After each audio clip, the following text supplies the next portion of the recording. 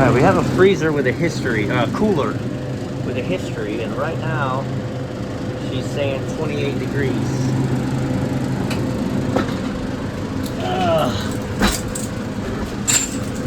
Okay, this is a cooler. I've put a probe right here. We can see that my coil is all iced up. My distributor head's iced up. Right? Look at my pressures.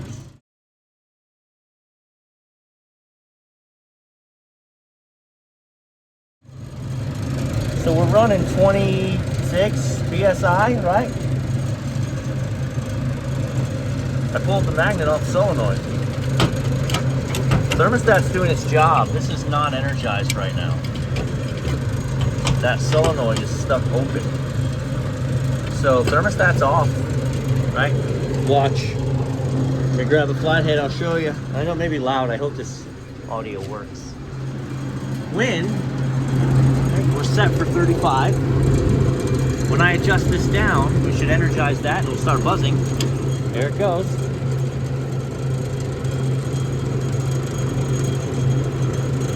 Yep. So the thermostat's doing its job properly. My valve is freaking stuck.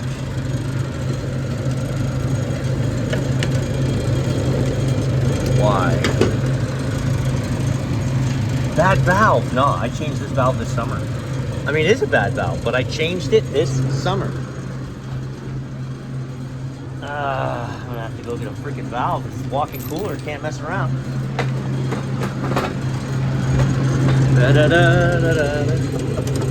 Let's see if I can't get it to... Okay, got the click. All right, I want to go verify. With my probes on the roof, I was able to throw my magnet on, and then when I took my magnet off, she pumped down. So she's now going to be pumped down and functioning properly, just like that. Yep, and she's pumped out. So my question is,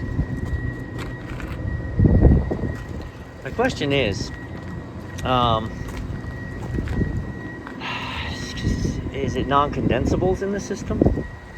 Right? Is it non-condensables in the system? That what you can get is you can get them, and it can do it to a TXV too, where it freezes up.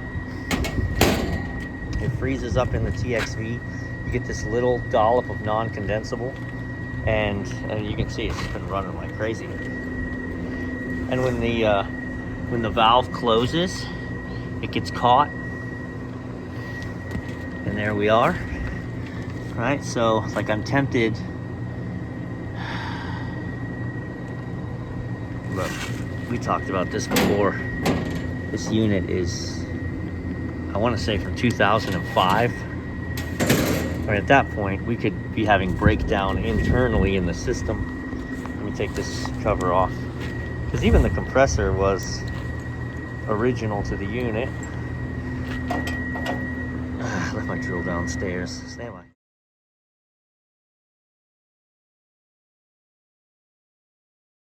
Okay, 100%. Here's what's cracking.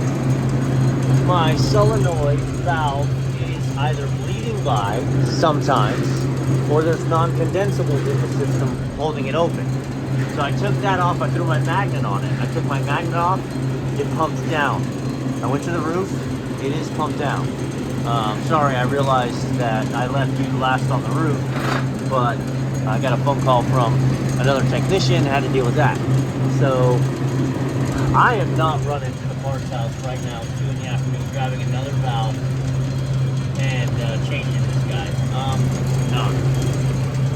I just tested it 4 or 5 times, and it worked every time. And it's been good for weeks, no drama.